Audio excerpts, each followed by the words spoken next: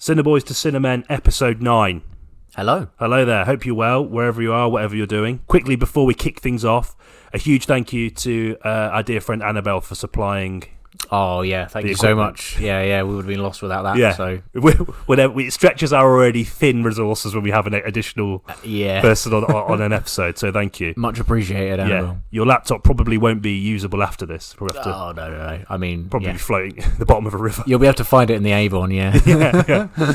So this week's episode, as promised, a deep dive into canon films, the history, reasons for its popularity, an exploration of the masterminds behind it, some deep analysis on some of their finest works, and I guess a little bit of discussion about what their appeal is nowadays. Yeah. It's certainly quite interesting, some of these films. Oh, man, yeah. It's a topic in itself. The way they've aged is just fascinating. Like a fine wine. Yeah.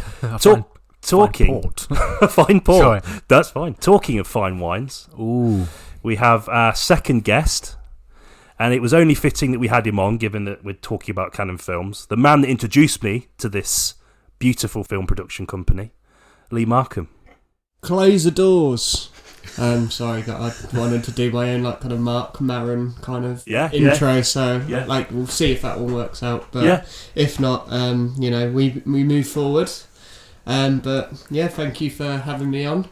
I'm glad you've gone from kind of a deep, kind of thoughtful, quite soulful episode where you're kind of talking about the meaning of life and what's going on in the subconscious, and you've gone, oh, we're going to do one about kind of explosions and shirtless ginger men. Yeah. And you're like, I know, I'm going to get Lee on.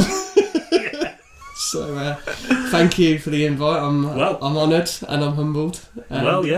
No, thank you for coming on. And yes, we said we'd stay highbrow, and I think we're going to do that now, aren't we? Really, It doesn't get more highbrow than the output of Golem and Globus, does it?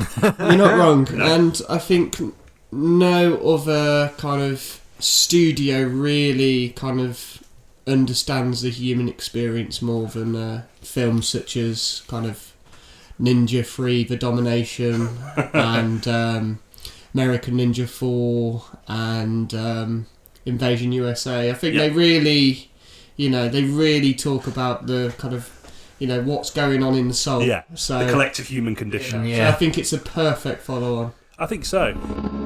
Questing the cinematic void.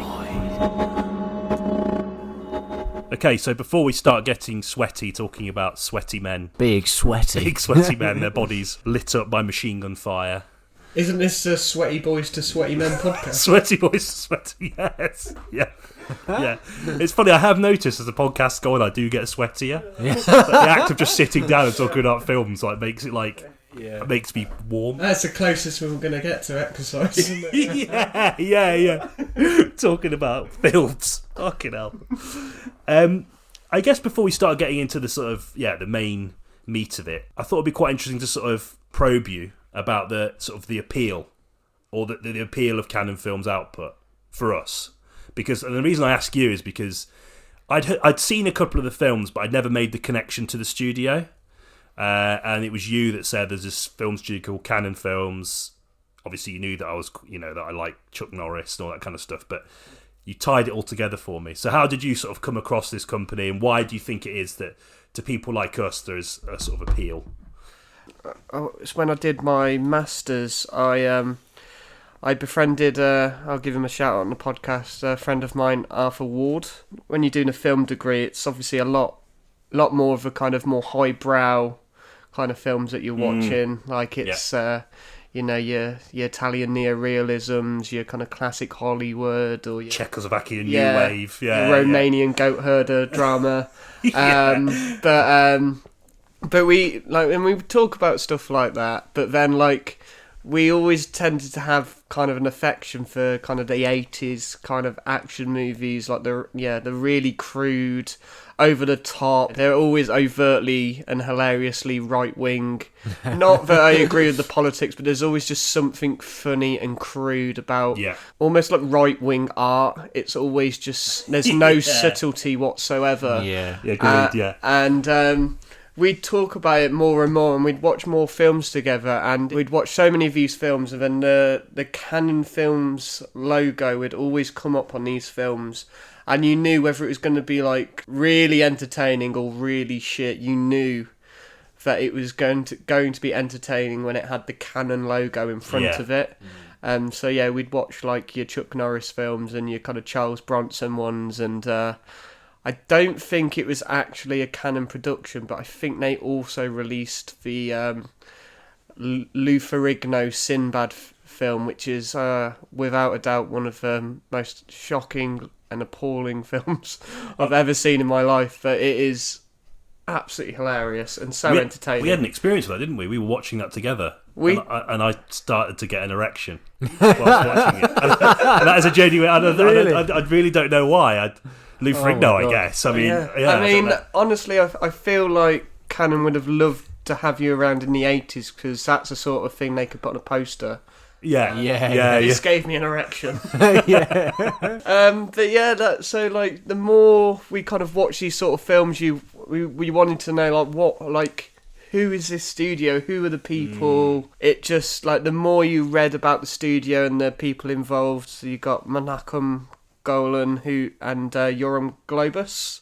Oh yeah, the lads. Yeah, Golan was always the more creative kind of force, and Globus was like the kind of financial kind of sales guy. Two very over the top Israeli immigrants who moved over, and like the kind of studio almost encapsulates the American dream. They just absolutely bought into it in such a crude way. Yeah. And there's just even if some a good majority of films are absolutely shocking, there's just something so charming and wholesome just about the kind of aspirations like the American dream that they encapsulate in such a tacky way, but in the same time a wonderful way. Yeah, I completely agree, and I like that idea. Before we sort of get into the talking about the history of the company, because it is something that's almost as fascinating as their output. I like that idea of sort of leaning on these films for some kind of catharsis, particularly when you're studying film, right? I think because we would do that during our BA.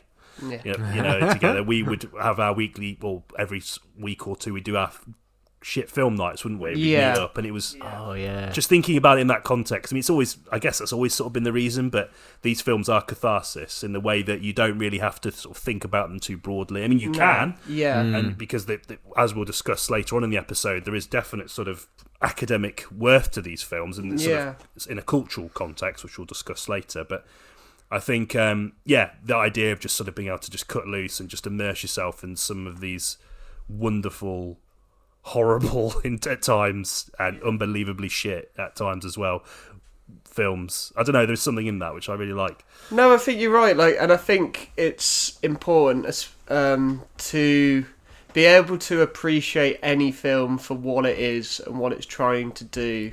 Yeah. Let's say not everything is gonna kind of change your kind of worldview or make you kind of, just think. Like, they're not going to necessarily make you think. Sometimes you also have to look at a film as like, is it doing what it's trying to achieve? Or like, you know, are you getting out of it what you want from it? Like, and ultimately these sort of action films were ultimately just, they wanted audiences to have a good time. Yeah. And that's what they do. And it's important to appreciate those as well, because it's very easy to get down, especially when you get into kind of film academia. Like it's very easy to get down the route of kind of dismissing them and just ignoring them or just not engaging with those anymore. But it's, in a way, that's also still what a lot of the joy of cinema is. It is the trash. Yeah. Yeah, they're plain sort of dumb fun, aren't they? They're sort of not. I think these films aren't the same kind of pure dumb fun as something like Bullet Train, right? So they, because of the age of the films, combined with the things that they get, like sort of semi-prestigious Blu-ray releases or Arrow and things like that, it sort of adds an air of prestige to them. I always think. I think it's like you're visiting a museum or something when you're watching them, and they're like a window into into the past and what people enjoyed in the 1980s. So yeah, there's some merit to them to this day, and they're just, I think in that respect they're just fascinating. Yeah, agreed. I like that. Yeah, because they have become incredibly collectible. Oh yeah. I mean, I was looking on Amazon for Invasion USA because I realised I didn't have it in my Blu-ray collection. Because I'm the kind of person that looks at a Blu-ray collection and goes, "Ooh, I need some Chuck Norris in there." But impossible to find. So it's really collectible, these things, and yeah, it's an interesting point I'd not quite considered. I like that. So let's go right to the beginning, the history of Cannon films. So 1967. Yeah. Someone's been doing their research as well. There we go. Yeah, absolutely. So the company was founded by not Golan and Globus. It was some of that. I should have that written down. Clearly, the research only went so far. Stephen. I don't know his surname. Stephen. Yeah, Steve. And it was a company that, weirdly, in a sort of similar vein to how they would operate when Golan and Globus took over, to some extent, in that they invested low and scored quite high. Yeah. So they had a few releases, Oscar nominated, made quite a lot of money, and after a couple of real strong hits, they end up a few years later facing bankruptcy in 1979. So 1979 is when our lads Golan and Globus come along, and they purchase the company. I think ultimately, I mean, most people who would watch a Cannon film or know at least a little bit of Cannon films will mostly know the Golan and Globus era. Yeah, that's the kind of that's when they kind of go from a micro production company or kind of mini studio into at least attempting to make themselves into kind of one of the big 5 or 6 studios and try and take on your kind of Universals and your Warner Brothers and your Columbias. They obviously do a similar thing where it's going low budget to aim to get the massive profits, but they absolutely have aspirations to be like the next Warner Brothers. Yeah, it's obvious, isn't it? I think you see a few interviews, that is their clear ambition, isn't it, from day one. The way they went about their business is just incredible, though, isn't it? I mean, the way they operated in terms of how they sort of sold their films, acquired rights for new films. I mean, these guys were so cocksure. They would sell pictures for films or sell films that weren't even being developed. Yeah, they would at Cannes, didn't they? Yeah, they used to go to Cannes Globus and be like... was like just a salesman, effectively. Yeah, just imagine a film and go to Cannes, arguably one of the most reputable film festivals in the world. Oh, yeah. And just not even have anything, but sort of still manage to sell shit. I just don't get how that works. They'd wing it. They'd just, they'd go to Cannes and they'd have meetings the whole time. They'd put a big show on. I'm sure you guys did as well, but got a lot of research from the documentary Electric Boogaloo. Yeah. Which is a documentary about these two characters. They'd have meetings all day, and they'd just go to some financier in Greece or distributor and go, we're going to make this film, and he'd make a film up on the spot. It'd be like, it's ninjas and breakdancing, and can we have $2 million and you guys can release it in Greece? And they'd be like, yeah, sure. And they're like, brilliant, we've got $2 million, we've got to somehow come up with this film. And they'd go from there, and they'd do the same in the Asian market, they'd do it in the South American market, or wherever they could kind of get any money to kind of finance their films, and then they'd make the film accordingly.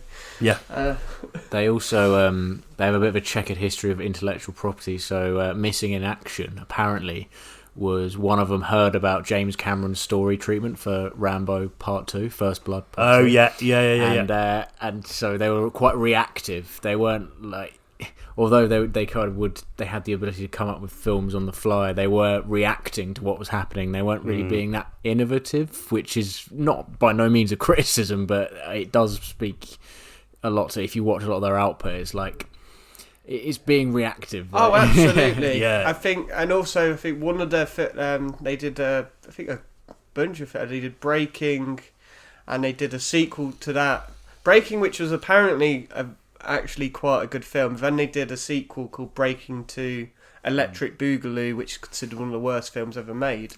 But apparently that idea originated just from his daughter telling him like she likes breakdancing. Oh, really? And then he's like, "Oh, I've got to make the next breakdancing movie." And then there we go. You got two of them. Yeah. Cheers, fellas. Yeah. Oh, yeah. I love that about them, and it's interesting you picked that point up as well, because they were about the Rambo 2 thing, because they were people that they would obviously had their ears pretty close to the ground of what Hollywood was doing. Yeah. And they would hastily create just ape a film in King Solomon's Mine. Oh yeah, basically just obviously mugging off Indiana Jones.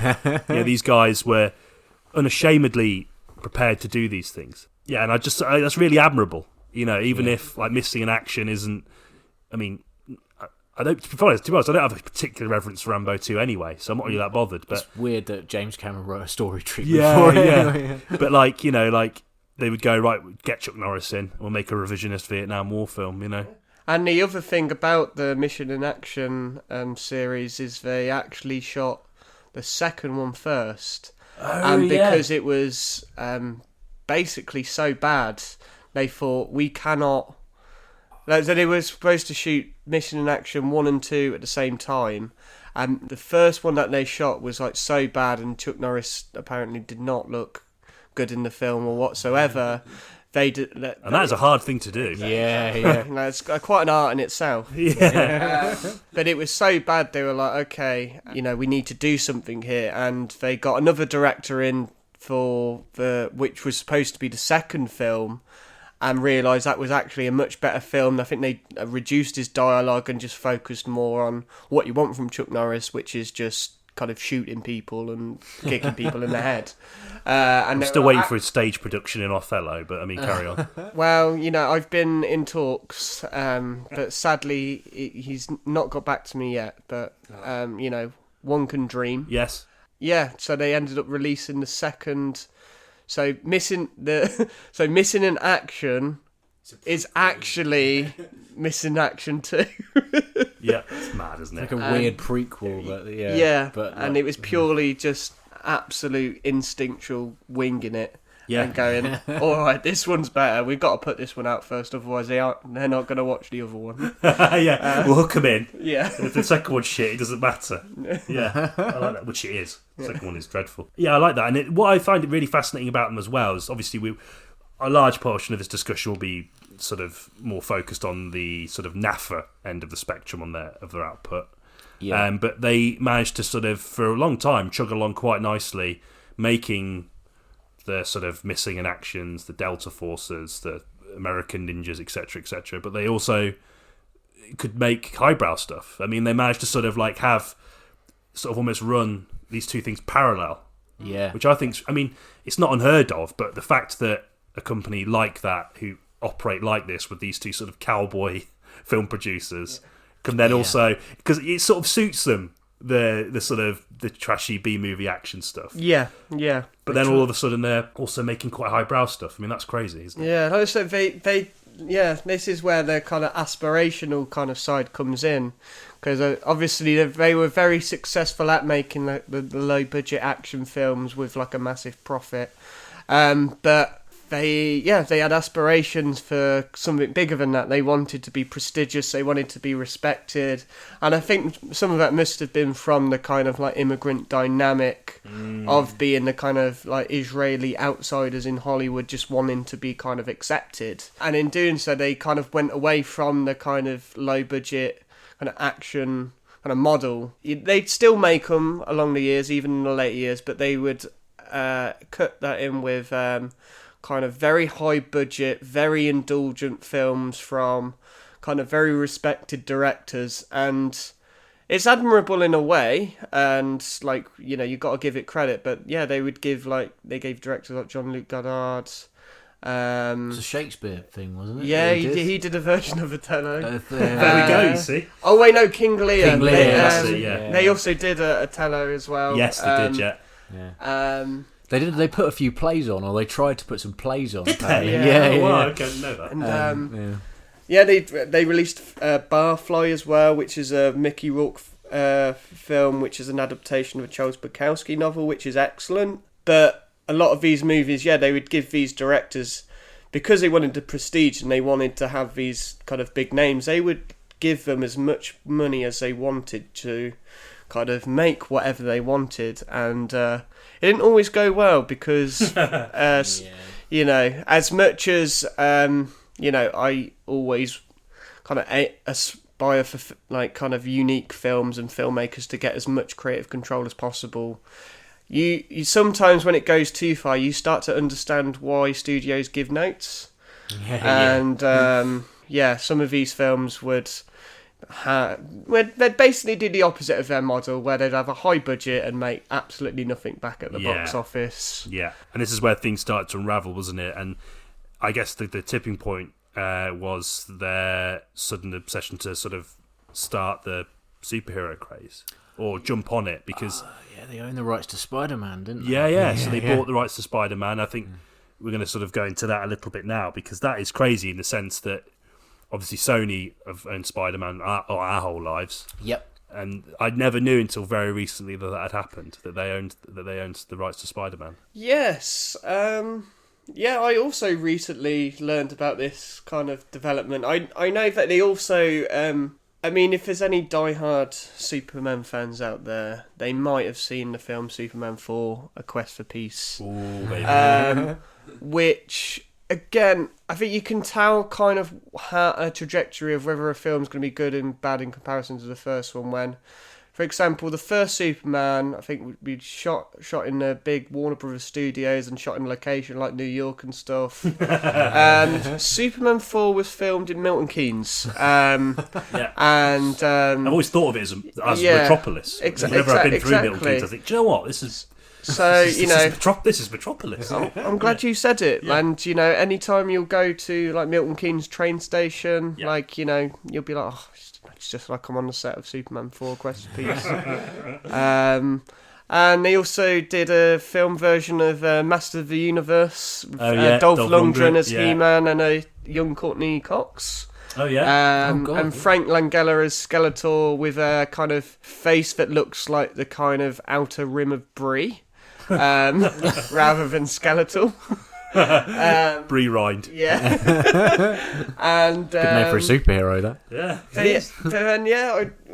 We happened to discover the fact that they also had the rights to Spider-Man. I don't think they necessarily seemed to understand what Spider-Man was. They had no clue, did they? No, they just had the name, and I think they kind of mistook it for some sort of kind of universal monster movie, like the Wolfman, or like kind of Dracula. So I believe, if I'm not mistaken, their initial plan, they were going to have Tobe Hooper, who directed the Texas Chainsaw Massacre, to direct it, and I believe it was going to be about kind of like some sort of medical experiment gone wrong, where this Peter Parker turns into this horrible, The Fly-esque kind of spider-like human with like horrible kind of body horror and very visceral, and not what little kids are going to have on their lunchbox. No, it was like a giant mechanical spider as well. I think, was that involved somewhere? Sadly, John you say for the legendary hairdresser, husband of Barbara Streisand / movie mogul, which is John Peters. Who, if you've seen the film Licorice Pizza, he is the character that Bradley Cooper plays. Oh yeah, my mistake. But that's. I think you probably almost do a bit of a podcast on him alone, because he's quite the incredible figure. I think he recently also got married to Pamela Anderson for a day. Cool.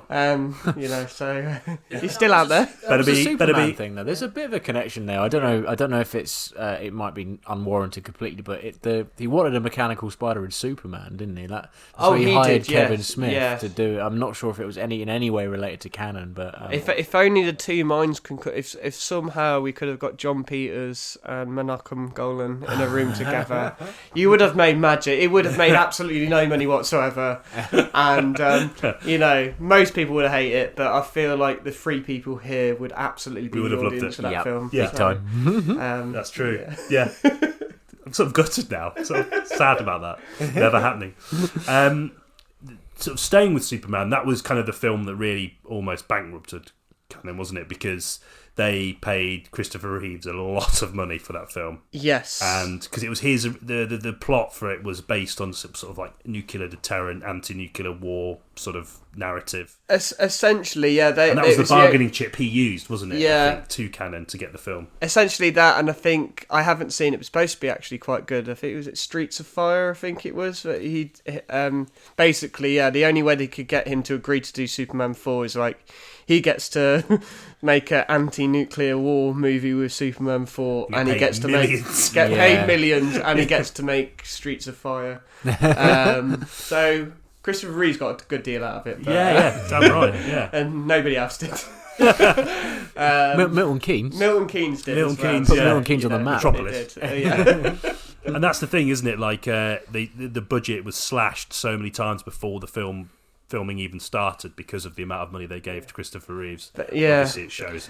I think also in the same, I think it might have been the same year or around that same period, they also gave Sylvester Stallone, I believe it was a record at the time, 25 million to make a film called Over the Top, which is essentially Rocky, but instead of boxing, it's arm wrestling.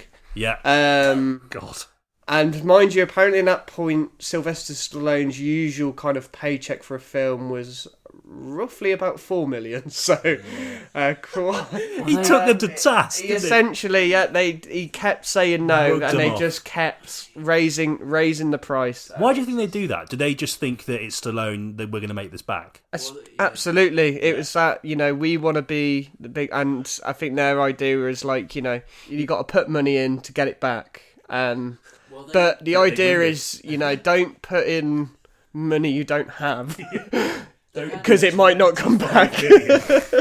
to a man who's going to front a film about a fucking arm wrestling. Yeah, they had Cobra was one of the biggest successes, and that had Sylvester Stallone in it, and that cost 25 million, which was the entire Stallone's entire fee for this film. But it made him like 160 million. So they clearly thought, Stallone's the man. We got to get him back to get those returns back again. That'll be it. But I actually quite like Cobra. Yeah, but I think Stallone as a cop, kind of shooting bad guys, is you're probably going to get more of an audience for that than arm wrestling. He's a trucker, isn't he? He is. Yeah, he's a trucker who I think he's having some father-son time. Yeah. And they're a bit estranged, and he's come on, we'll go on the road, get in the truck with me. And he enters like an arm wrestling tournament, and it's supposed to be, like I said, just like Rocky, like kind of he's the underdog, and like there's supposed to be these really dramatic kind of like like the boxing matches in Rocky, but obviously you can shoot a boxing film, and you can have so many angles, and you can make it so dramatic because but it's a lot more difficult to get any sort of dramatic tension out of just two arms. It's not really much tension, especially something which is usually going to last about 20 seconds. There's not much drama in that, and but apparently Menachem Golan thought otherwise. I just love the idea that the only way that Stallone's son in the film would ever dream of reconciling with him is by winning an arm wrestling competition. Well, this is where I have to come in and confess. It's how me and my own father bonded. Was that just you two in a shed in Skeggy, shirtless? Were you there? Yes, I was. Well, you guys were going to tour the Ronseal headquarters, weren't you? That's what you were doing in Skeg. A trip to Ronseal, and we had a few carlings, and just thought, you two started arguing, and you started getting really into this idea of having an arm wrestle, and I was just there. And then all of a sudden, it was the Skegness World Arm Wrestling Championships. Yeah. Well, we won't say who won, but I think ultimately humanity won. Yes. Yeah, and you've never been closer. No. So there you go.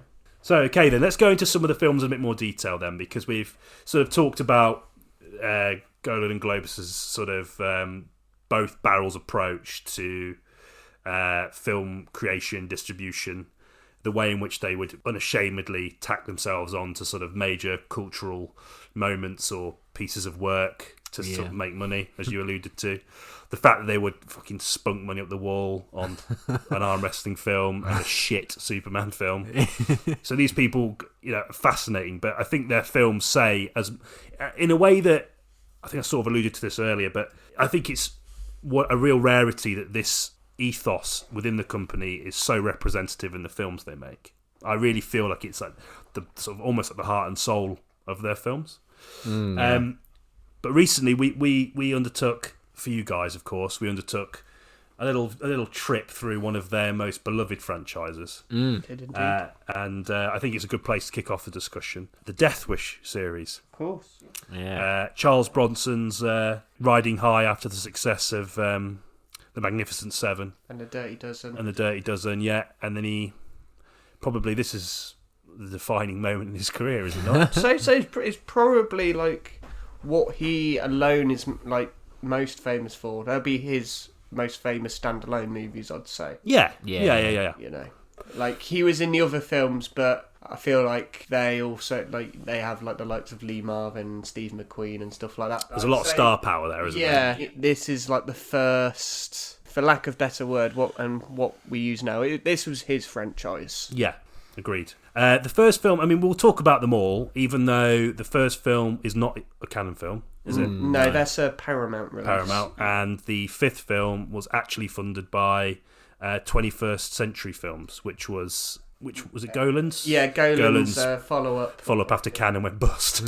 But we'll talk about them all anyway, because I think it makes sense to. What is it, do we think, that makes this film so popular? If we consider it in the context of the action film, so if we think about the action film in the 80s had such a place culturally, I guess to me I would feel that it sort of very much tied into the American ideology at the time. Yeah, the sort of dominant American ideology at the time. There's a lot of obviously literature around this, the hard body being, the sort of muscular nature of these action heroes like Stallone, Schwarzenegger, becoming these symbols of America's cultural superiority, and almost sort of inviting this sense of a sort of fantastical representation of that ideology. Yeah, like an uncorruptible, impervious driving force. Yeah, It's like every man for himself, which is like in itself a very kind of American ideal, isn't it? Yes. The American dreams, you can do it on your own, and with the sort of total disregard of any kind of official policing as well. They're allowed to go about their business. Like obviously Death Wish 3, he is working with the police all of a sudden. Yeah, the police seem quite happy, Yeah. And this is what we're going nicely then to the discussion about Death Wish, is that we're moving away from the sort of almost there is a lot of fantasy still in Death Wish, a lot of troubling fantasy, which we'll unpack in a moment. But it's the domestication of the action hero, isn't it? It's taking it away from, the sort of like the muscles and the military background and plonking it in a sort of semi-relatable character. Yeah, it's the films are almost in a way. It's like the it's quite clearly the kind of middle class sphere of kind of both the working class and the kind of underprivileged.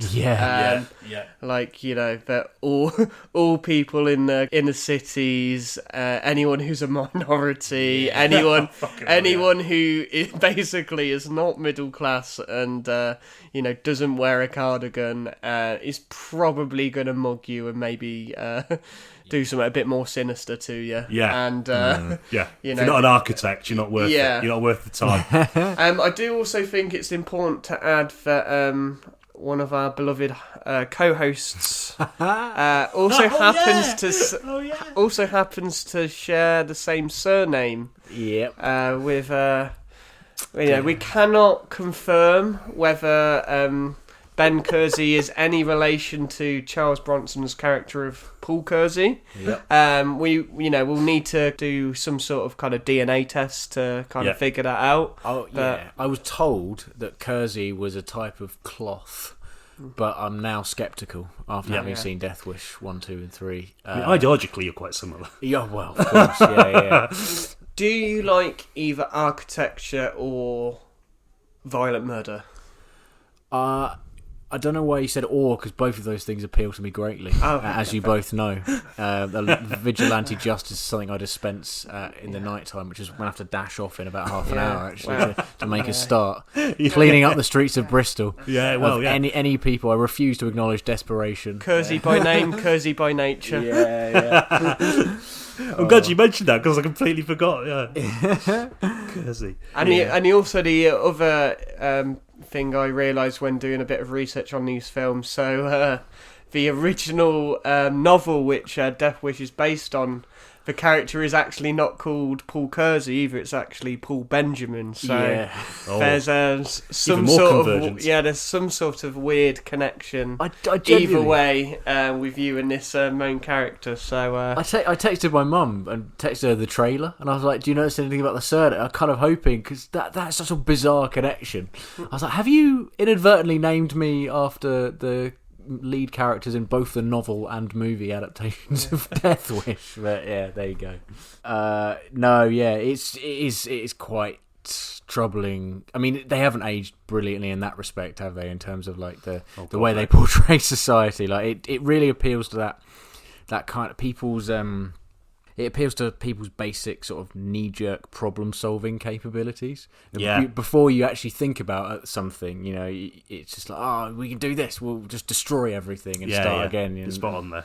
Yeah, I think that, and it doesn't play well today in that respect. No, although no, not at all. Obviously, we're kind of viewing them as an artifact, right? And almost as a comedy in a slightly strange way. So. They haven't, you know, you can look back on them and think like, Jesus Christ, some people actually used to think like this, and perhaps still do today. But it's almost funny how overt it is, you know. Well, I mean, there's ultimately like they are in many ways enjoyable films. Like there's a ridiculousness, like the action is entertaining, and I feel like there is just something there is always, if you take away the kind of any sort of political message from it, and there is something just enjoyable about revenge in a film. I think because you know it's in a film, and you know that, you know, this isn't reality, this is ultimately some lunatic's fantasy of what he thinks revenge is.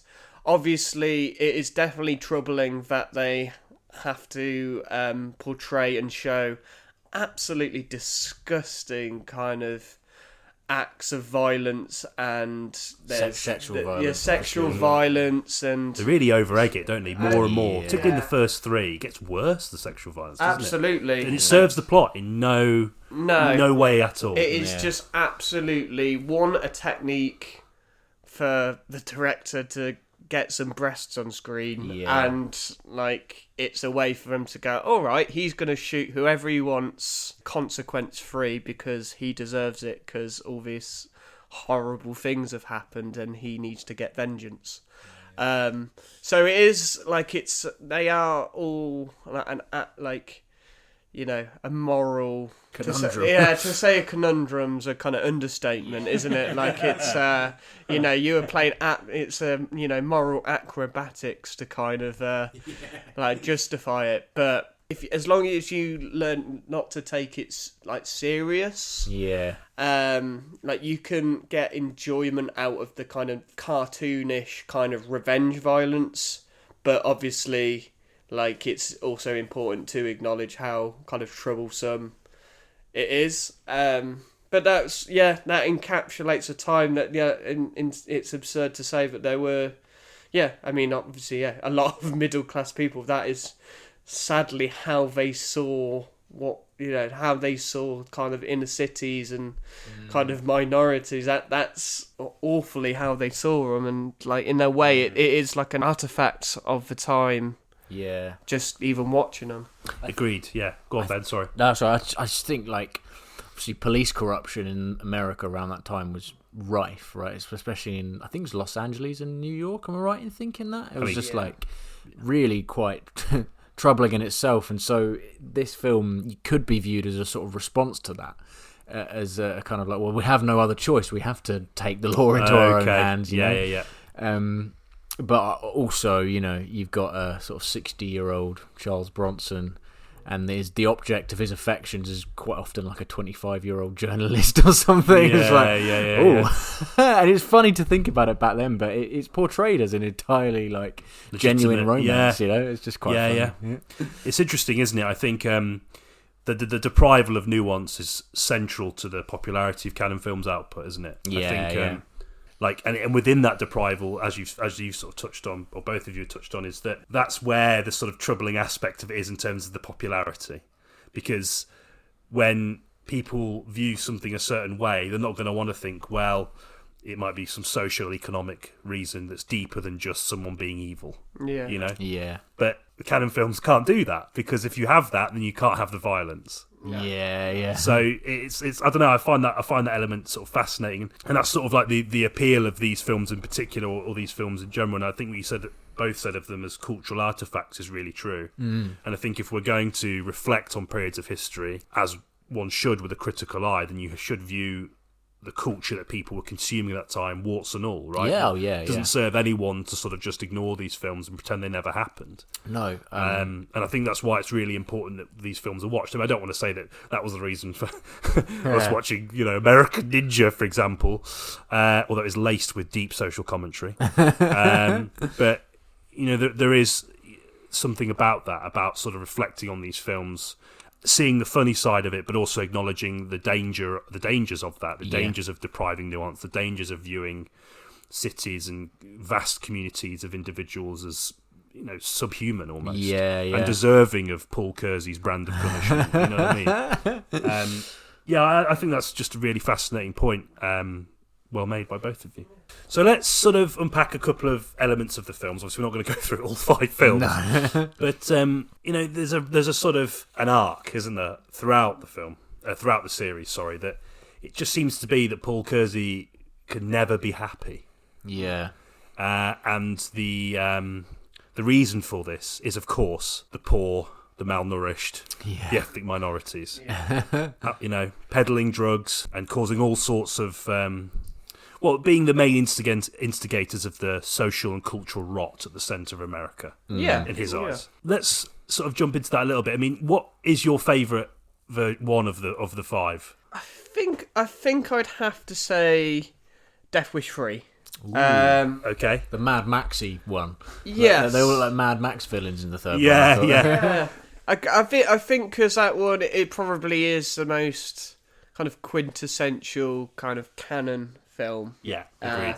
In a way, because like we've kind of mentioned, like the first Death Wish, I say that's a Paramount picture, but it's done very seriously, straight face. It's almost along the lines of kind of like a Dirty Harry or something like that. There is a serious tone in it. There's a polish to it as well. Yeah. It's quite slick and it's like well made. But then you get to Death Wish 3, and this is when Canon have got absolutely their claws in it. Yeah, and some of it filmed in London as well to save on money. Yeah, and it's like he's back in New York, and it's apparently now New York is this Mad Max dystopian hellhole where if you leave your house for even a second to get a breath of fresh air, there's a good chance you're going to get murdered, blown up, stabbed, all of the above, almost in a way where you just become kind of like a Looney Tunes character. The violence is so kind of cartoonish and ridiculous, and almost has no resemblance of humanity whatsoever. No. But you quite clearly can tell, even a writer or a producer, whoever has told the writer what to write, is that this is somebody who obviously has a lot of money and has not entered an inner city ever. And this is what they've read from a right-wing newspaper, what they envision, what the streets are like. That's it. I mean, what I find really funny about the presentation of youth culture in that film is, again, you said the Mad Max thing, which obviously suggests that if we leave the world to these people, there will be an apocalypse. Yeah. But also the way they treat the locals will go from them running up to you and going, and start kicking their shopping out of their hands and poking them with sticks and laughing at them to shooting them in the face. Yeah. But there's just no sort of You know, like they're just crazed. You know, but the crimes they are sort of pulling on people range from sort of mildly irritating to like the worst things you can do to people. However, the last half an hour is pure canon. Yeah. There's more explosions in that than I think I've ever seen in any other action film. Because up until that point, I mean, how old's Bronson by this film? He's in his 60s. He's in his sort of mid-60s. I think he's like 64, 65. He sort of shuffles around like a de-feathered puffin for most of the film. Just like, you know, like... Just while we're on the subject, I mean, his face... I mean, he looks more and more like a sort of like Saint Bernard the older he gets. A sort of bipedal Saint Bernard clad in leather with a machine gun. Yeah. It's amazing that he managed to keep... I mean, he was a fit fella, wasn't he? Yeah, and if you watch the stuff even like 10 years before this, he did the film, was it Hard Times with Walter Hill? Oh, great film. Great mind you, film. at that point, he's in his 50s, but he looks incredible. Like he's playing like a bare knuckle boxer. Yeah. And there is he looks like one. Like, yeah. Like, you know, he's got abs like marbles. Yeah. And, you know, but then he's just got this face of like, you know, I will kill you. I mean, it's brilliant. I mean, Walter Hill does such a good job with characterising that. Yeah. You know, like, it's interesting that Winner does get a certain kind of performance out of him, which is sort of bizarre and kind of, but it works. But it's very indifferent. Yeah. But Hill channels that same energy into actually quite a sort of self-reflective performance. It's strange, isn't it, how you can have the same sort of tools, but different directors can get... I feel like, just in case as well, just for the audience, whilst we're at it, I know it's a bit late in the kind of podcast, but we're not talking about the infamous British prisoner, Charles Bronson. He is safely in jail. And did he want to come out, though, get a caravan in Cornwall? This is the English Charles Bronson. Not Death Wish. Not Charles the Bronson. deceased Charles Bronson. He's actually not dead. He's faked his own death and lives in a caravan outside St Ives. Well, maybe if there's some sort of kind of like, you know, I can imagine like a documentary on Dave with the two Charles Bronsons in a caravan in Cornwall. That'd be great, wouldn't it? It would, yeah. Like a Frost Nixon interview. Yeah. Going fishing and stuff. Yeah. Wonderful. Awesome, yeah. But I mean, there's still physicality to Charles Bronson, though, isn't there? I mean, in the third one is probably the most physically demanding in terms of like running around this sort of like sun-scarred urban nightmare with a variety of ridiculous weaponry. I mean, I really like in terms of the context of Death Wish, I love the last half an hour. In a sense, it's like, I think it's the most sort of overt rallying cry for the kind of like older male. Yeah. You know, the kind of older bloke. A lot of these are probably war veterans. Yeah. The film sort of is very explicit in that, particularly World War II veterans. One guy who has like General Patton on his wall and bizarrely has two fully auto heavy machine guns that he bought back from the war. Yeah, just put them in his rucksack. Yeah, just carry them through. Well, listen, you never know when you need it, and everyone has lots of things. Like, look how many kind of like bags for life we all have. That's true. It's no different. You know, you got your bag your life, you got your Browning M1 machine gun. Exactly. You know, that's true. Safely stowed away in a cupboard.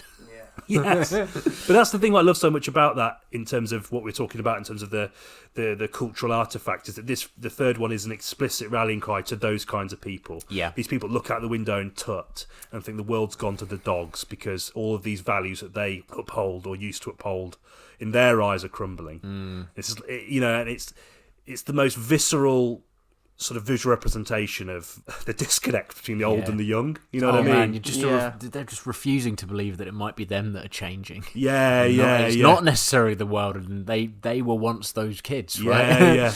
But it's fascinating. In the last half an hour, I mean, 1985 was a great year for seeing the villain get blasted out of a window with a rocket launcher.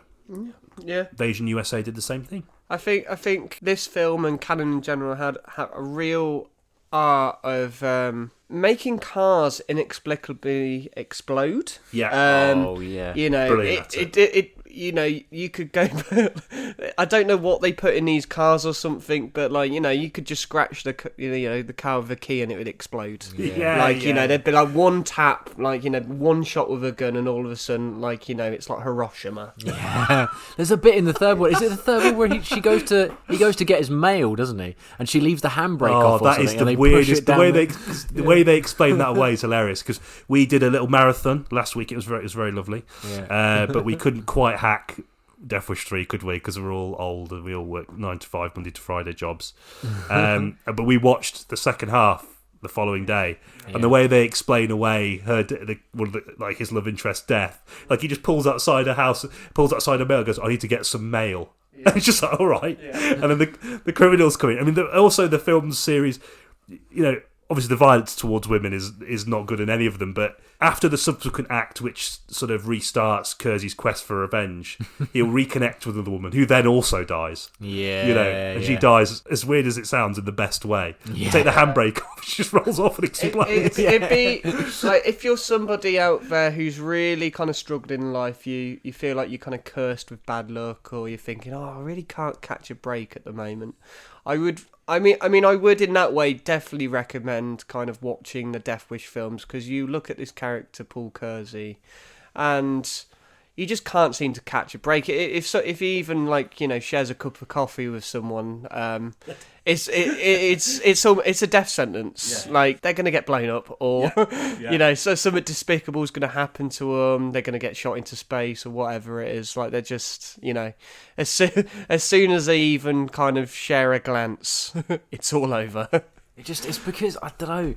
It's weird that he's the only character in any of these films that has any real kind of agency, and yet he's the one that's kind of attracting all of this destruction and stuff. It's just bizarre. Yeah. And again, the woman in Death Wish 3, the love interest, she works in the prison systems, or the justice system. Oh yeah. And she represents this sort of like this view that, oh yeah, like someone just needs to do something about it. It's like, well, what do you mean? Like, oh, well, I've been working with these creeps and freaks for years, and nothing's changing. Someone used to go out there and do something. So this idea that even the justice system's sick of it. Yeah. You know what I mean? So further sort of validating Kersey's.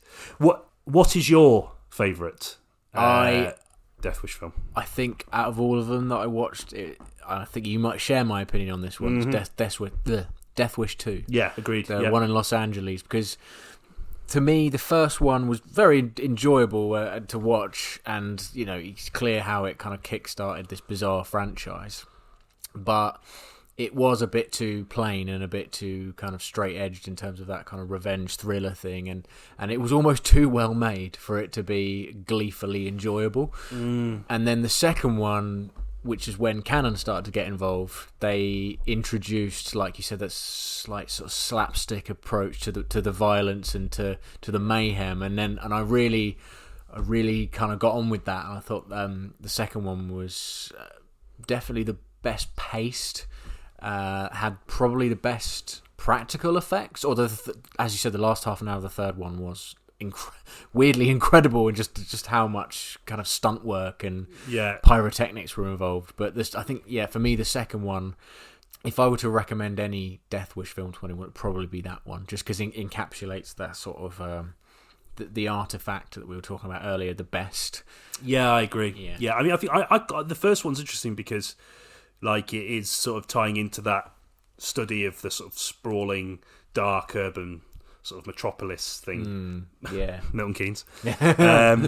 You know, but like, you know, it sort of wouldn't feel. I was just having a quick look online. Like, have you ever seen Abel Ferrara's? A lot of Abel Ferrara's films are quite similar in terms of that dirtiness. So like Miss 45, which is another revenge film. Okay, it wouldn't seem like that amiss from that. But where I think the sequel is superior is that I think Canon, they don't take it as seriously. Yeah. And that's both enjoyable in the sort of sense of watching an action film, but also problematic further in the way it treats the theme. So I'm not sort of discrediting that, but I think just the way that they are so open in ramping up the worst aspects, but also simultaneously the sort of better visual stuff, like the way it's shot, like the neon. Yeah, you know, like it just feels a bit more self-aware. I feel like it makes it slightly less reprehensible when you take away any sort of serious message from it. Yeah, and I feel like, whether intentionally or not, that's what Cannon Films did when they took over the Death Wish franchise, because they're just silly. I mean, the criminals, even in the criminal element, should I say, of Death Wish 2, they're just like a low-level, shitty street gang, aren't they? Yeah. It's I don't know. I think your mileage may vary with the sort of the effective nature of the self-reflexivity of Cannon. I think it's there, but I completely can get it if you don't buy that. I just think it's morally reprehensible bullshit, because it definitely is that too. Yeah. Let's move away a little bit then from Bronson, from old St. Bernard face Bronson, and just talk about a couple of other darlings of Cannon cinema.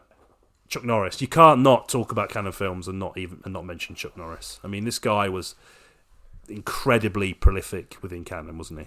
He was, and I mean, he had done, I think, a handful of films before, like Cannon films. Like he was in the Bruce Lee movie, Way of the Dragon. Yeah, Way of the Dragon. Yes, I believe he'd done a handful of things. He was before that he was a famous kind of martial artist, but other than that, he hadn't really broke into films yet. But when Golan and Globus got their hands on him, they were the ones who transformed him into, at least for the 1980s and for the kind of action genre, into a household name. Beyond just Walker Texas Ranger, right? It was something else that additional people could all of a sudden digest. Well, it's just, this would have been kind of pre-Walker Texas Ranger. But I think before, he was mainly still in the martial arts kind of world, / semi-known for the Bruce Lee film. But these guys were like, right, we want this guy to be our action hero. Okay. We've got Charles Bronson, but he is getting on, and we need someone a bit fresher. Yeah, who can do the stunts, who can, legitimately kick ass. That's why you've got all the kind of Missing in Action, Invasion USA, and he was just he encapsulated, especially like in the 1980s in America, the kind of Ronald Reagan era of kind of like America first, and we're strong, we're powerful, we're manly, we can beat anyone. Chuck Norris in a way was like the visual and encapsulation of this. He was just this kind of like muscular, macho, denim clad, ginger beard, ass kicker. Not great at delivering dialogue or acting. Has the smile though, doesn't he? That's what Charles Bronson didn't have, I feel. No, is he had that kind of like charming smile. Like he could always wink at the camera with that smile, I think. And he did have the stare as well. He had the stare. There was, quite a few shots in these films where, they'd cut to Chuck Norris staring, and you just knew. You knew he's going to fuck somebody up soon. Boy, did Cannon kind of make use of the skills that Chuck Norris did have. And, absolutely. I think you in particular have a lot of kind of favourites when it comes to kind of Chuck Norris films. It started off like a lot of these things do, is ironic, but I don't know. Like I actually genuinely, we've got our own top threes, which I'll save a bit of this for our top three Cannon films a bit later on towards the climax of the episode. But it's beyond that now. I actually do quite like some of his movies. That point about the sort of conservative being the sort of the visual representation of that conservative ideology is so key, I think, to his success, because it ties in with that Cannon idea. I mean, Cannon films, the identity of their films, their bread and butter was placating that ideology. Yeah. Chuck Norris does it. Bronson did it, albeit in a more domesticated way, as we discussed earlier. Yeah. What's interesting about Chuck Norris's films, if you think about something Missing in Action, it's this tasteless historical revisionism. It's about this idea of action films healing national wounds. I mean, Vietnam was a national embarrassment, or global embarrassment for the United States. Yeah. So it's fitting that Cannon would send in Chuck Norris to save, because it's like he goes to save some troops that have been captured after the war, and winning the war for America again. Yeah, in pretty the cultural much. Sense. They're almost asking the question of like, what if Chuck Norris went back and actually won the Vietnam War single-handedly? Yeah, and he does. Yeah, of course. Yeah, that was a lot of what the action cinema was at the time, because you got you got Rambo as well, which is exactly the same. Well, Rambo Part 2. Yeah, I was going to say, yeah. But and Chuck Norris in a way encapsulates that kind of like idealistic kind of American patriot kind of view. Yeah. Cinema reflected that a lot. So you had these macho stars, like you had like Stallone, Schwarzenegger, and then Chuck Norris's like Cannon version of like, oh, we can do it too. We got Chuck Norris. Yeah. And, I mean, it's fascinating, isn't it? Because we're talking about this idea of viewing these films as a cultural artifact. It's what impresses me so much. Not impresses, actually, when I think about it, but the way that Cannon are so sort of aware of the separate sort of enemies that America face. So it's Vietnam at first. Yeah. Then it goes on to Russians. And then it's terrorism with Delta Force. Yes. The sort of the threat of terrorists on your home patch. Yeah. You know? Or at least sort of threatening the home patch. Yeah. These wars previously, the enemy is this sort of like unknowable entity that's sort of everywhere, but not really a threat to you day to day. Yeah. In the sense that it's sort of more tangible.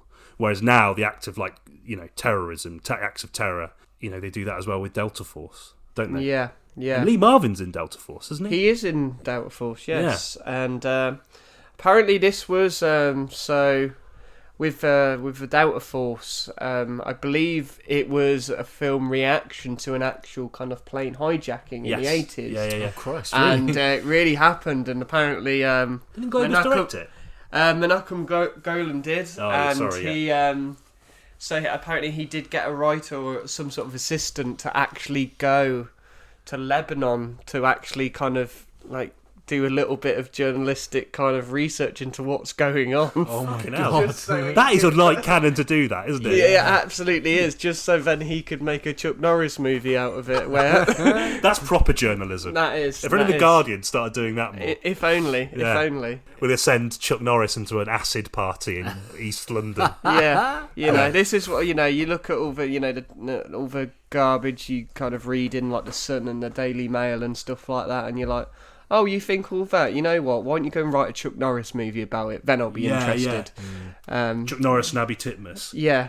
I'm glad someone's finally thinking about putting those two titles together. Like that. Yeah. That is my De Niro and Pacino. That is. Some people say Al Pacino and Robert De Niro and Heat is like the pinnacle of cinema, and I'm like, we're not there yet. No. Norris, Titmus. Yes. Yeah, agreed. Do you guys think that I'm thinking sort of pre 9/11, there was a sort of a refusal to acknowledge vulnerability with the United States, and especially in their kind of creative cultural output.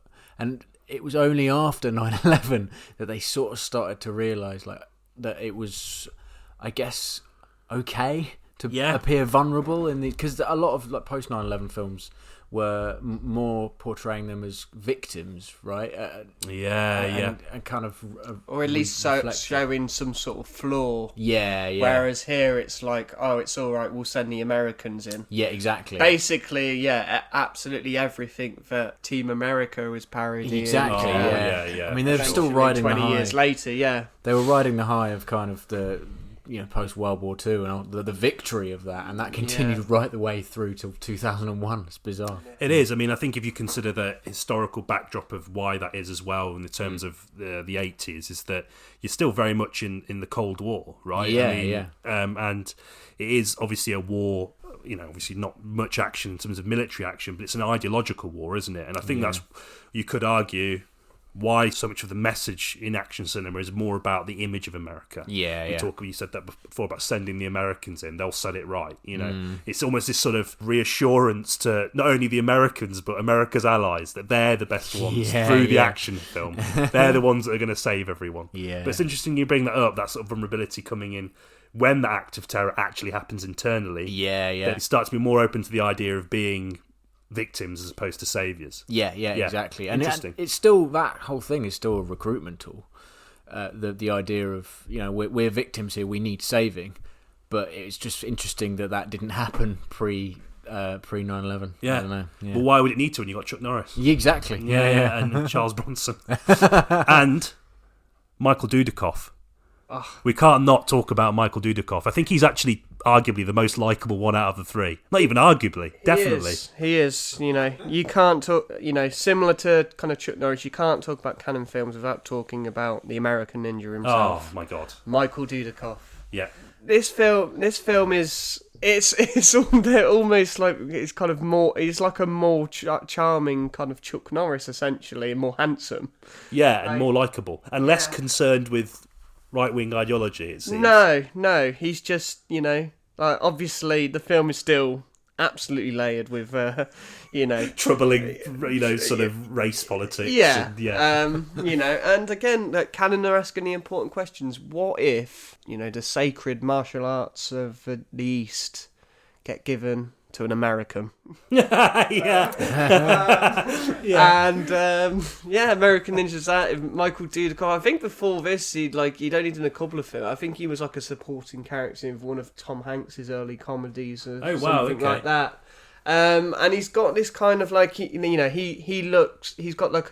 he does look like James Dean. Like he's got a kind of James Dean kind vibe of look. to him, yeah. And obviously they try and milk that a little bit with him to make him look a bit more kind of edgy and kind of a bit outsidery. But he also has ninja skills. Yeah, and so James Dean didn't have. No, and he's in the the US Army, so he's America's weapon.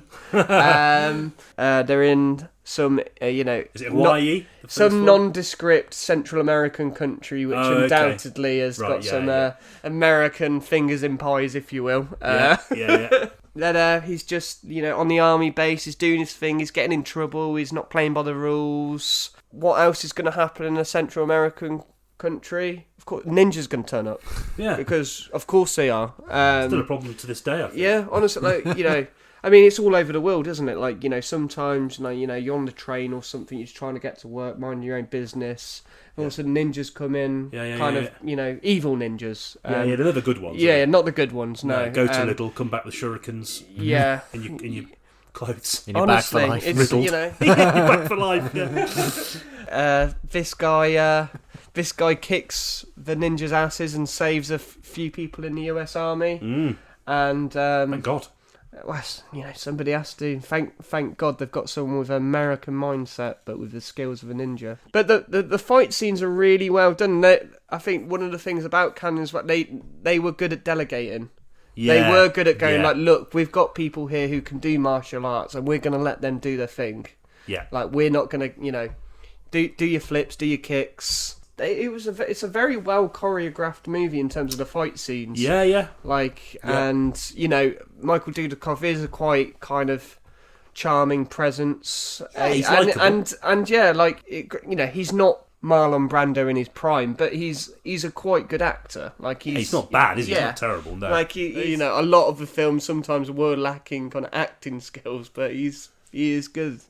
What do you mean by that? But with the American Ninja film, there's a side character of Steve James, which blossoms into a kind of multi-film kind of partnership between Michael Dudikoff and Steve James, where they did a few kind of action movies of similar ilks, and they're a very good double act. Brilliant, a very good double act. Yeah. Steve James, who is this very muscular African American kind of he's more of a.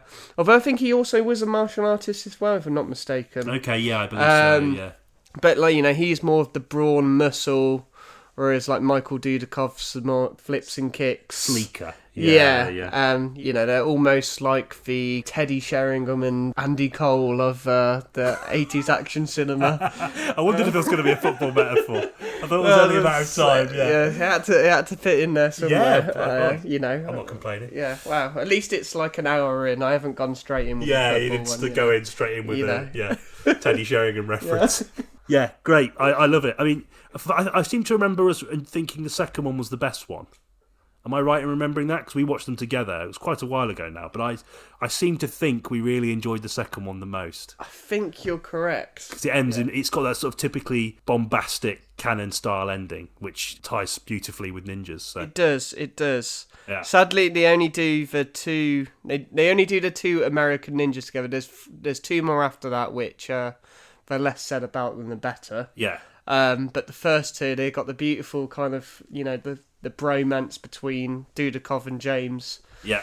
And similar to De Niro, Pacino, and Sheringham and Andy Cole. Sheringham and Andy Cole, Norris and Titmus. The Holy Trinity. It says a lot about Cannon films because we sort of talk about them having this sort of finger on the pulse. They really cashed in on the martial arts craze, didn't they? Because the martial arts craze exploded in the 80s, didn't it, in America? And they had loads of ninja films. They did. I don't know, I just think it's really great that they cashed in on that and they do such a good job of it. They did that, I think they had a trilogy. I think I've mentioned one before, but they had Revenge of a Ninja, I think Return of the Ninja, and Ninja 3 The Domination. All kind of, I think they're considered like a loose trilogy, even though they're completely unrelated. I think they share one cast member. Yeah. Franco Nero is in one of them. Oh, wow, okay. With his voice dubbed with an American actor, even though Franco Nero is an incredible actor, but apparently it didn't sound American enough for Golan and Globus, so he got the dub job. That's funny as itself, isn't it? It's this approximation of what they think America wants. You've said this before about the outsider. Yeah, I think that's such a fascinating element. They're sort of deciding what they think American culture wants and needs, and yet they get it right. They really seem to understand. It's like the climate when I watched the Electric Boogaloo documentary. A lot of people said occasionally they did have the finger on the pulse, but it is obviously like you talking about two 50-something kind of Israeli guys trying to kind of talk to a younger American audience. And sometimes that's going to hit and sometimes it won't. And even in the hits, there'll be things which are slightly askew. And then sometimes they're very askew. It wouldn't be canon without some sense of naffness, would it? No. But you do appreciate just the fact that they're kind of swinging for the fences. And, good or bad, you got to respect it and you got to appreciate it. Yeah, agreed. Definitely. Yeah. Right, so before we conclude this discussion, I'm going to ask you first, Ben. Ooh. Top 3 Cannon films. Okay. So Cannon are known for their breadth of genre. We have focused mostly on action and a little bit of discussion about a couple of other filmmakers they work with, but they really had a real broad range. Yeah, and they I'm did. hoping to reveal that with our top 3s. So go for it, Ben. I feel like some of these are going to overlap. We're gonna have joint favourites here, but I'll go from quickly. Number 1, in no particular order, Runaway Train. Okay, I've not seen this, fantastic, man. It's just like two escaped convicts getting on board a train in Alaska, and the train is a runaway train. Like, it's definitely inspired films like sort of Snowpiercer. It's especially maybe only in like a visual sense, okay, and in a kind of plot sense, but it's really good. Won a couple of Academy Awards, I think. Wow, yeah. Just a really decent, really succinct action thriller set on a train, which is always a bonus because everything's whooshing past you all the time. Yeah. The original script was written by Kurosawa, wasn't it? Really? There was a script bounding round that it was rewritten, but Kurosawa pushed the original idea. Yeah. Oh, okay, that's really interesting. Yeah. This I have to. I also had Runaway Train as one of mine, and I agree. It's like the scenes on the train are just so beautifully shot. It's incredible, and you have to say if it wasn't a Cannon film, it would be considered an all-time classic of Hollywood action cinema. Yeah, definitely. But I think one of the unfortunate things is when you saw the Cannon logo before a film, it immediately takes some people out of it, and it just inherently gets taken less seriously. Yeah, but it is it's incredible. It's John Voight, Eric Roberts, and it's incredibly stylish, it's brutal. Yeah, it's very real, tangible kind of great stunts again. So that they're strange that Cannon films are. I didn't think they'd be as great at stunt work as they were, but I suppose that speaks to their background in martial arts cinema, maybe. And I think this is one of the ones when they were going down the kind of giving kind of artistic directors kind of carte blanche to do whatever they want. I think this was one of the more successful iterations of that, and this is where it was actually kind of successful. Yeah, I'm not sure what the box office was like, but in terms of like actually making a fine piece of cinema, Runaway Train actually kind of fits the bill there. Yeah, definitely. Yeah, give it a watch if you haven't. It's fantastic. Yeah, I will. I did try and dig it out in prep for try and find it. It's actually really hard to find on Blu-ray. I've got the Blu-ray. Lend it. I'd love to. Go on then. Number 2. Number 2 will be Texas Chainsaw Massacre 2. Solid choice. I mean, just in stark contrast to the first one. Yeah. I mean, we've talked about this already in the past, Lee, but just the fact that Tobe Hooper was like, you know what, I'm not doing the first one again. I'm going to do something else instead. I'm going to do this. And it's just like, it's like a theme park. A really horrible, nasty, with those quite naff sets and like blue and purple lighting everywhere. Yeah. And it's a gnarly, gristly piece of work. It is. Yeah. What I love so much about it is that it's a great sequel in the sense it really doesn't share a lot of DNA with its predecessor. No. I think we've sort of said this before, but always mention James Cameron when we talk about sequels, because when he talked about the relationship between Alien and Aliens, in the sense that he can't make Alien again, why would you bother? Yeah. And Texas Chainsaw Massacre is equally a landmark moment for the horror genre. Yeah. A landmark moment for cinema as far as I'm concerned. It's one of my absolute favourite films. But I love 2. I fully, because you recommended it to me, Lee, funny enough, and I fully expected to hate it. Same. On the basis that I just love the original so much. Yeah. And I was a bit pompous about it, but it's genuinely brilliant. Well, I think it's what, I don't think many horror sequels nowadays kind of have the balls to do anything like this. Franchise horrors nowadays tend to still do successful, but they just run out of steam in terms of ideas because they're trying to do the same thing. Yeah, they're trying to outscare what it was. Obviously, it's more difficult when you make the Texas Chainsaw Massacre because it was an iconic piece of horror cinema. It was one of the kind of early pioneers of the kind of, that genre in the 70s.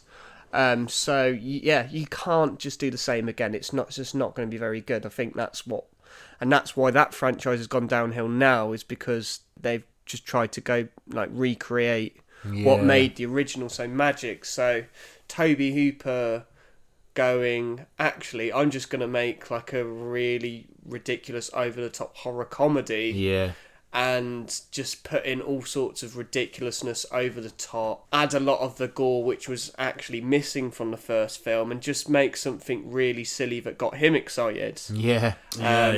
Although apparently Golan and Globus were not too excited about it when they saw it at first, because that was not what they were expecting. Because they were expecting another horror film and not a comedy with Dennis Hopper chainsaw fights. So good. But brilliant. When you put that on paper, how can you not want that in a film? That's one of the times they got it wrong. Yeah. And also, to spoil it again, that was also one of my films as well. So it looks like we're 2 for 2. So we'll have to. We're gonna have to see, and this is maybe a bit of tension in the episode, whether we're gonna go 3 for 3. 3 for 3 in terms of favourite Cannon films. I think I know which one you're gonna go for. Yeah, it's another Tobe Hooper. It's Life Force. Yes. Ooh, very nice. Yeah. Is that? No. Okay. That is nice. Yeah. Go on. I'm going to jump on this after you've said it. Yeah, I'll just briefly touch on it. It's a baffling science fiction film, it was kind of one of the Cannon were very guilty of over marketing their films, and they marketed it as like the next big thing, and it wasn't that, but it's really unique as well. Like the idea, it kind of preceded like It Follows in the the sort of hysteria about like sexually transmitted infections, and that kind of thing. So it's got some interesting, very slight kind of themes to it. But yeah, it's just a really, really kind of delightful science fiction film, I thought. made with intention.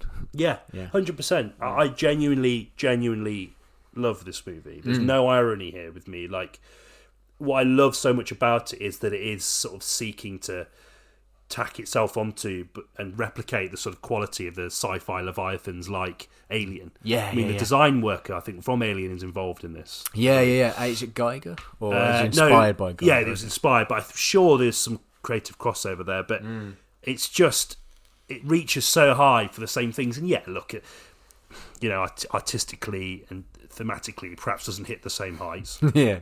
And it certainly hasn't had the cultural impact that Alien has, obviously. No. However, I admire so much about that. Yeah. And it actually, it doesn't feel derivative. No.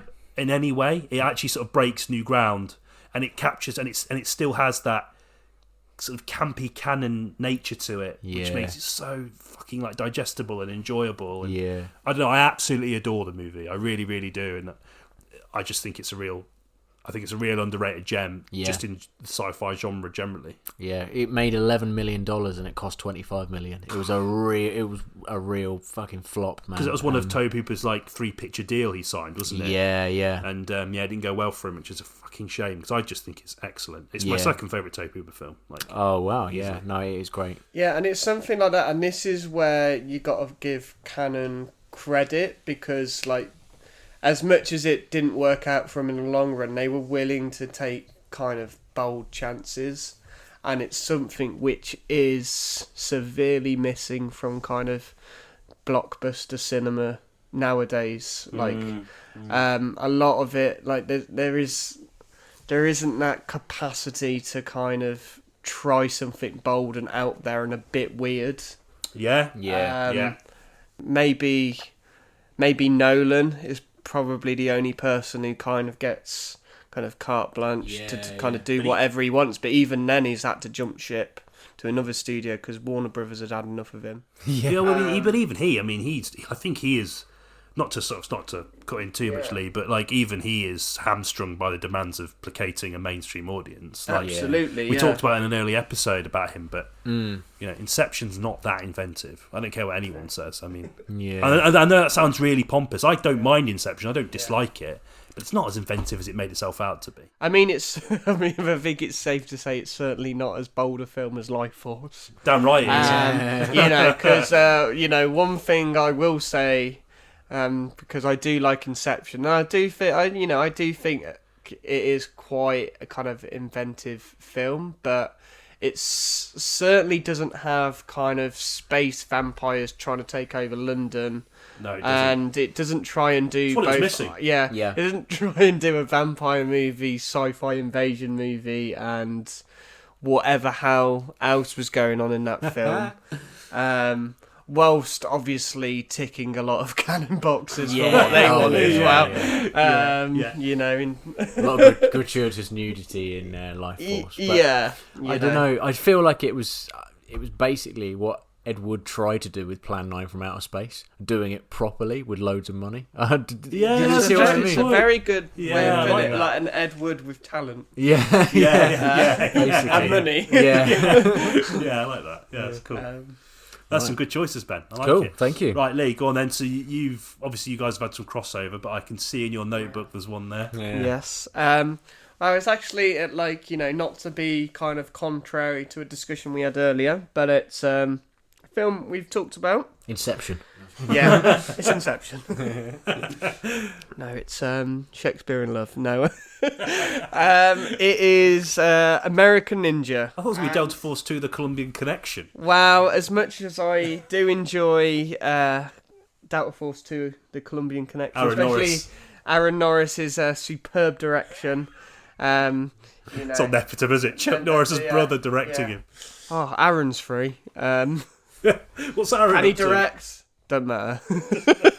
Get about the house. Yeah. I think he directs like he's been kicked in the head by Chuck a few too many times. Remember the scenes with the stuntman? Oh, goodness me, yeah. You just got the impression. That's the thing about canon films at their worst. It's like you can just tell that nobody gives a shit at a certain point. Continuity, what's that? Yeah.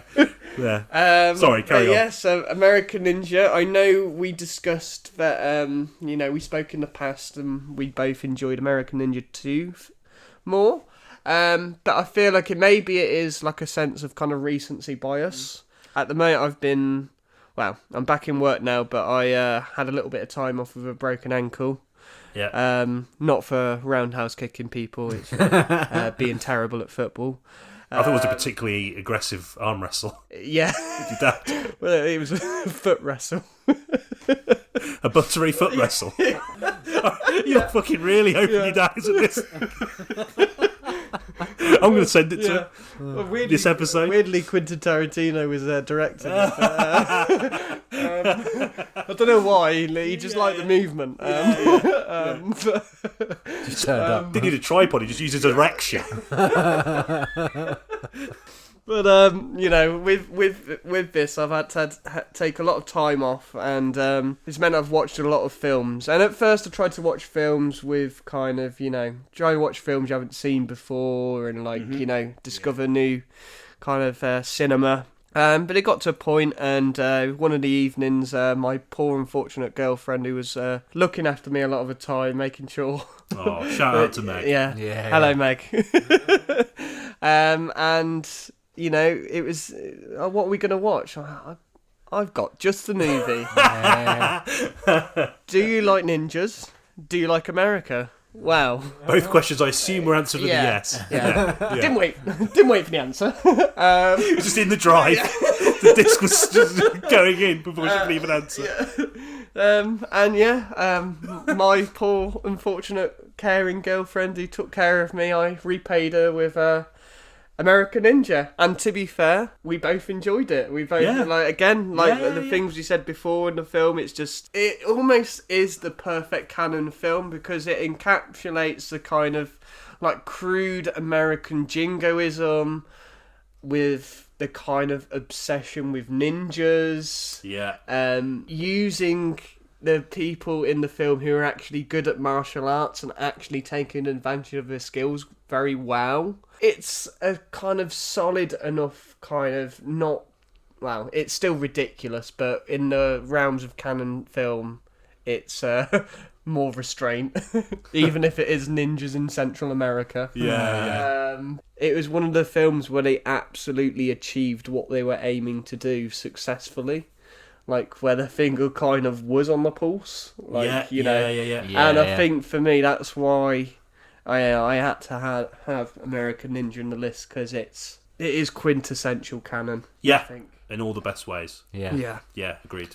Very good. Go on then, mate. What's your... did I get two of yours or just the one? Well, I was sort of toying, so, I've already said Life Force, can't talk about that film enough, but no... It deserved overlap, Ben, honestly. It's brilliant. Yeah. I was tempted to mention Texas Chainsaw Massacre 2, but I think my first choice, which I'm absolutely certain about, is Invasion USA. Oh, yes. Okay. So this is a Chuck Norris action vehicle. Yeah. Hands down my favourite Chuck Norris film. It's canon indulging both their best and worst impulses. Yeah. It's sort of like about... basically America being invaded by Russians, isn't it? It's Russians. Is it Russians? I think it's Russians, but then it's also that classic thing where it's they just sound foreign. Yeah. And so the fear of the other. Yeah, the classic 80s. Well, xenophobia. Ultimate. And to be honest with you, it hasn't gone away too much, but. No.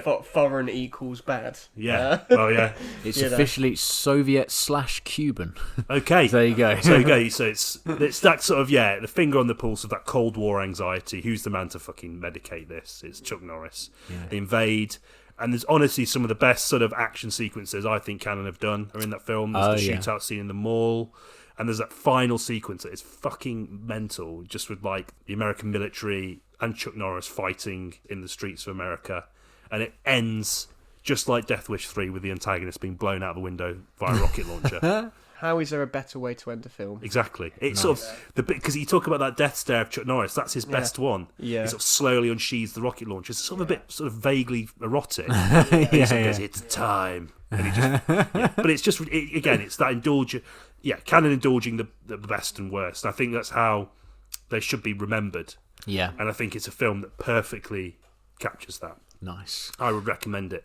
Another film, I was going to say Texas Chainsaw Massacre 2. I'm actually going to go Avenging Force. Oh, yes. Yeah, another of the Dudikoff James variety.